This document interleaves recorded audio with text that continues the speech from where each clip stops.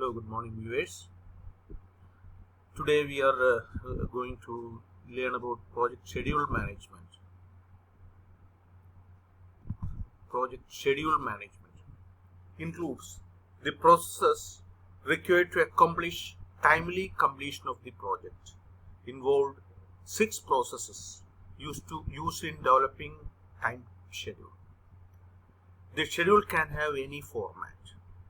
So project schedule is prepared to fix a time duration for the project. Now I would like to tell you one thing, that we have discussed so many tools, techniques, etc. For example, in this coming sessions we will be dealing with critical path method as a tool, rolling wave planning, all those things. You can read from my article from this link is given here. Here you can see my profile as well as my articles.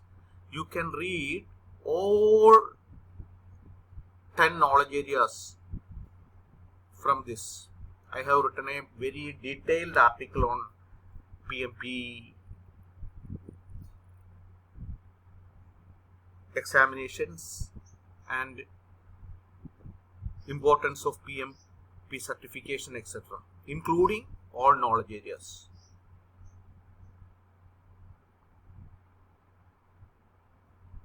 Now let us go to the processes. There are 6 processes. Plan schedule management. Second process, define activity, sequence activities, then estimate activity durations, develop schedule, control schedule. These are the major processes in this schedule management knowledge area.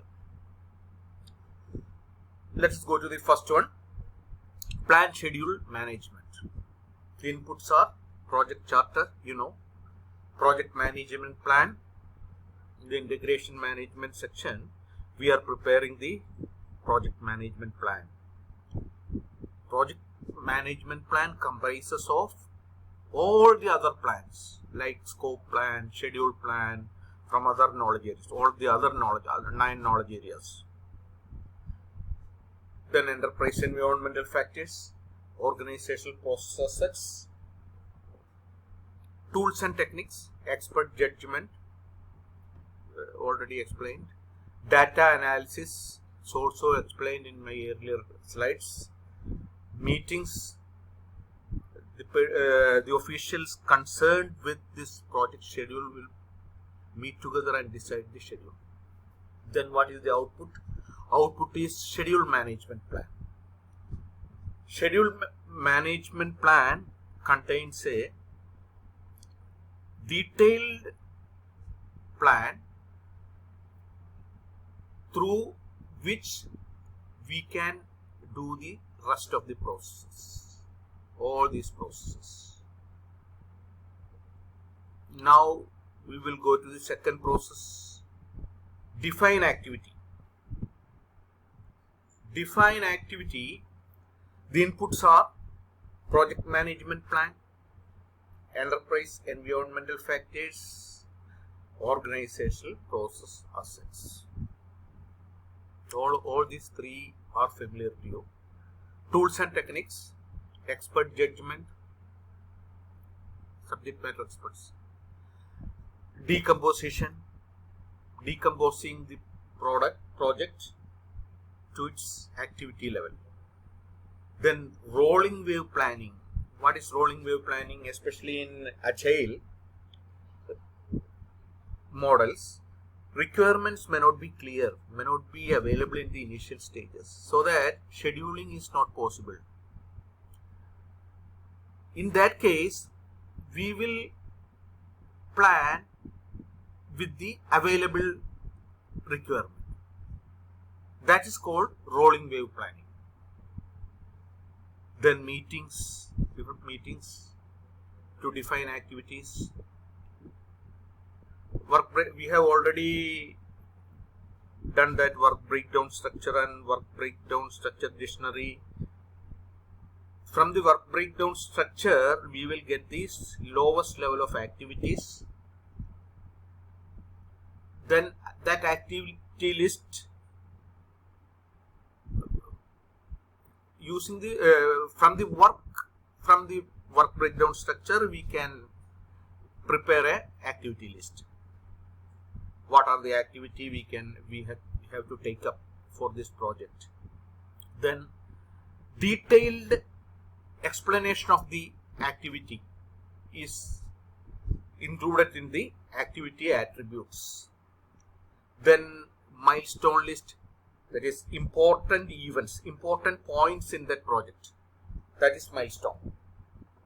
Change request, whenever a change request comes, we have to incorporate it through the integrated change control process explained in the integration management knowledge area. Changes can come, so that change requests. Project management plan updates. Here also project management plan is getting updated every time.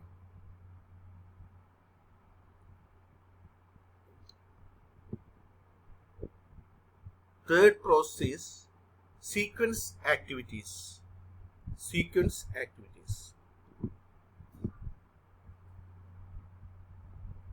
Here inputs are project management plan, then project documents such as activity list, activity attributes, change request, everything is a project document. Enterprise environmental factors, organizational processes. Tools and techniques, precedence diagramming, dependency determination, leads and lags, project management information system. What is precedence diagramming?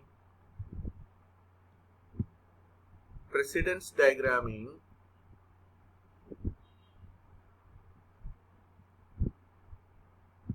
see here, precedence diagram, the most common method of arranging the project activities visually. Activities are put in the boxes called nodes, here boxes, and connected with arrows. Activity on node, that is precedence diagramming. What is the other thing? Dependency determination and integration. Dependency determination, the projects, the nature of the dependencies between linked tasks. Task defining a dependency between their finish and start dates. For example, the cartridge task must finish before the start of determine menus task.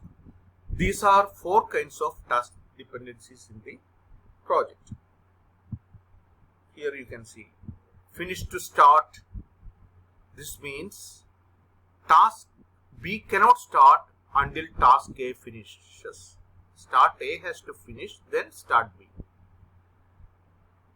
Other task dependency is start to start. Task B cannot start until task A starts. Finish to finish. Task B cannot finish until task A finishes. Start to finish. Task B cannot finish until task A starts. These are the 4 dependencies. These are the 4 dependencies. Next one is leads and lags. What is leads and lags? Show you the diagram. Here in this diagram, we are applying leads and lags. Here it is, you can see design. Team is doing design, the other team is, before starting the design, coding has started. So that there is a lead time. Because here before finishing we have a lead time here. Whereas here, pouring concrete, after pouring concrete, after some time, they have constructed the frame. So here there is a lag.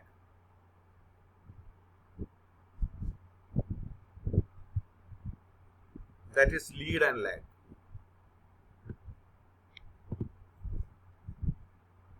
Then project management information system, that's a software.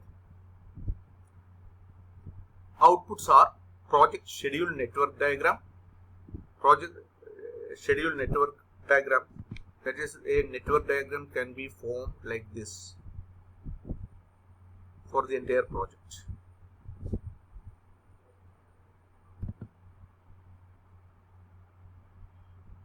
Project documents updates. All documents gets updated depending on the changes. Next process is estimate activity durations. Here we are estimating the duration of the activities. There are also inputs, project management plan. You know that, project documents, that also we have discussed, enterprise environmental factors, organizational processes, and tools and techniques, expert judgment. You know that, analogous estimating, parametric estimating, 3-point estimating, and bottom-up estimating. Analogous estimating is somewhat top-down estimating based on the historical data, whereas parametric estimating is estimation is done from the historical data as well as with the certain parameters. Like in the historical data available 3 years back, per construction per square feet is 1000 rupees is given. Whereas now 3 years has gone, cost has been increased, so that certain value, depending upon that increased cost factor, certain values are given, and using algorithm we can estimate. That is parametric estimation. Then 3-point estimating. 3-point estimating is like this. I'll show you 3-point estimation. There are two types: triangular distribution and beta distribution. Here the estimation is based on optimistic, O for optimistic, M for most likely, P for specific. So for an activity, what is the time duration optimistically it can complete, and most likely it can be completed pessimistically. So take 3 values divided by 3. That is the estimation, triangular estimation. So optimistic is, a junior programmer. Take the case of a programming activity. A junior programmer will take 1 hour, whereas a senior programmer will take only half an hour. Most likely it will take 45 minutes. So that 1 plus 45 minutes plus that 30 minutes divided by 3. 60 minutes, 60 plus 30 minutes plus 40 minutes. 40 minutes plus 30 minutes divided by 3. That is the answer for that. Beta distribution is also based on this optimistic, most likely, and pessimistic. Here most likely is multiplied into 4, so that divided by 6. That is the 3-point estimation.